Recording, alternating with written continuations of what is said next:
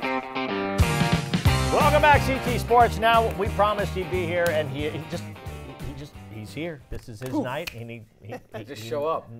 Never misses, and we're glad for like it. a puff of smoke. You're a genie.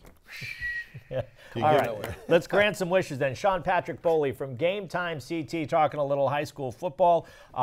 Interesting week this past week. Before we get into anything, let's talk about the big game, which was that Saturday. It was, everyone can argue that they're all big games, but the New Canaan Greenwich game, because it was the first time that we saw Greenwich play against what we consider one of the top teams, and they made it look easy over New Canaan in the Marinelli Bowl. Yeah, it was pretty shocking about how quickly that they put up 21 points. And I went into this game. Before the game, I put up a little reel. From 2009 to 2017, every Greenwich game versus New Canaan that had played, and most of them were blowouts, save for 2009. And I think last year's was okay. It was like a 10-point win, I think, like that. But I went in there telling everybody, look, I just want it to be good. Just make it a good game. Sure enough, it was 21-0 before I could, blink. And the star of the show, though, the night was Gavin Muir. Look at this first pass. He's set the tone real early. He throws it out there to Lance Large for a touchdown. And they were off and rolling here. And here he is again. He takes himself, gets a spin move. He doesn't get the block, gets a spin move. He goes in. He had 2 touchdowns on the day. He accounted for 5. And John Marinelli, the head coach afterward, was saying, where's the love for Gavin Muir? Here he is again, bowling his way in. He plays just like a running back as well. So, a great game for him. Maybe an eye-opening win for him and the Greenwich Cardinals. They hadn't really played anyone yet.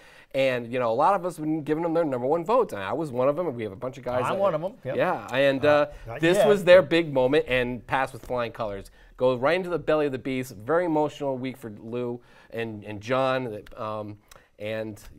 Flying colors. I mean, even Tyson Kamisi played well. Everyone played great, especially the defensive line.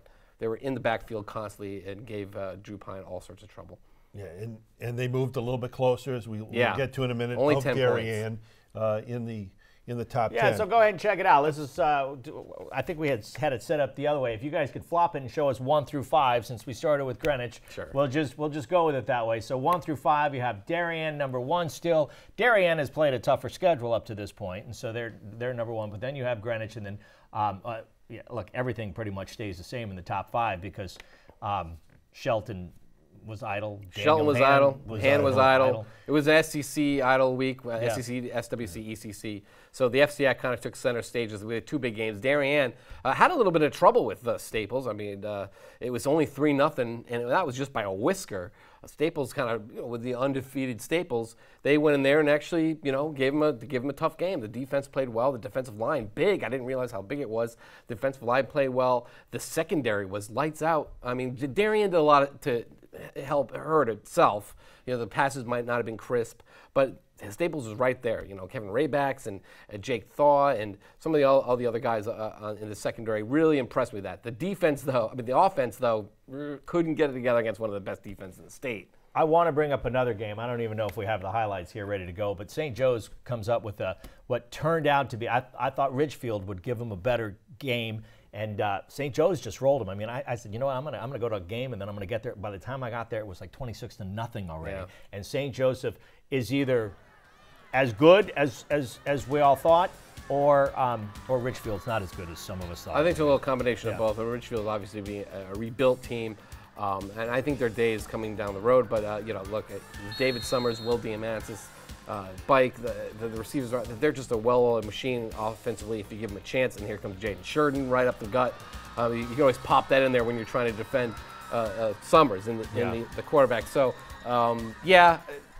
we knew that. But I think the most underrated part about St. Joseph is its defense. I mean, putting up a shutout against Richfield. Yeah, that is probably more impressive. At Tiger Hollow, it's probably more impressive than anything else. The defense of St. Joe's has been really good. I mean, they only held Darien to 22 points.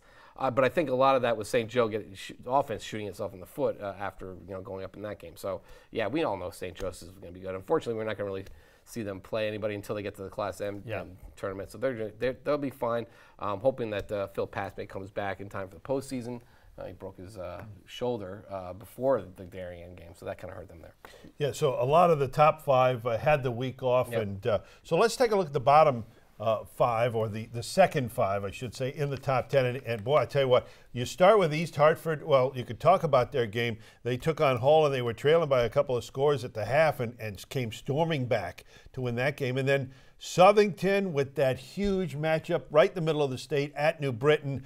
Big crowd, wonderful atmosphere, and it starts with the fact that New Britain didn't want to, do the how do you do's and the pleased to meet you. Yeah. What do you think of that?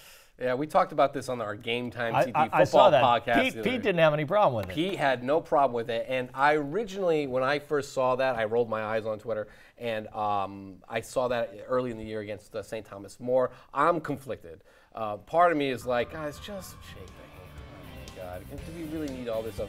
However, Pete's point was that this is a team that they needed a little intimidation factor. And I think this is like the beginning of a boxing match or an MMA match, where you sit there, you put the guys up front, or you sit there and you go, all right, guys, everyone shake hands, and like one guy just stares stone-faced and goes, I will break you. It's an intimidation thing. That's where I kind of think Pete was coming from. He also didn't think that had anything to do with them losing the game, because a lot of people were saying, serves you right for not shaking hands. And so if I was a coach, I would prefer my guys to do that. I don't want to give the other team any more motivation to come beat me. Listen, but I do love it. I do love the theater of it. I have to admit. Okay, so it's good theater. But you know what else would be good theater? If somebody ran out onto the field and punched somebody too. But we don't do it because it's not cool. That's a little different than this. No. It is different. But my point is, it didn't have anything to do with them losing the game. It didn't have anything to do with them intimidating Southington and being close in the game. Here's what it had everything to do with is just poor sportsmanship. And if one of my kids did that, they'd be in trouble. And I think a coach should take that same approach. And I've heard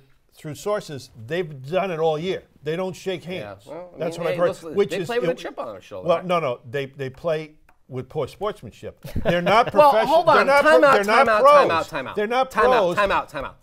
They shook hands after the game. It was yes. Okay, good game. It is traditional and it is customary to shake hands. Yes. Even boxers do it before. Again, like I fights. said, I'm conflicted. I don't think it's a big deal at the beginning of the game. It is you because sit there, the officials are worried about it. I heard them at this one, not all of them. They were concerned that things were going to get off to a very bad start. So here's the flip side of that.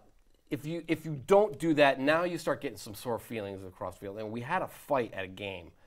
Down at Stanford and McMahon, and they had to end it early. Yeah. So that's where it's a very fine line between, we like to have a little juice before that game, like Pete says, but at the same time, what does that say about the rest of the game? So like I said, I'm conflicted about it. Part of me is like, no big deal. The other part is like, look, just do it. Just shake hands. Right, but, again, this is a team with a chip on its shoulder, and they felt like they needed the edge, and, that's their deal. So they did it after the game, so that's where everyone. No, and you're right. That's where it counts most. So if they didn't do it after the game, now you're like, all right, guys, either you do it or sit, or you're going to sit the next game. How about that? So I mean, like I said, I think it was a poor decision, and I think the coach should get involved, and maybe he's all for it. I don't know, but whatever I think matters not. And but me neither. But like I say, if they were my kids, I'd insist on it. Sean, always good stuff. Sean Patrick Bowley, great stuff.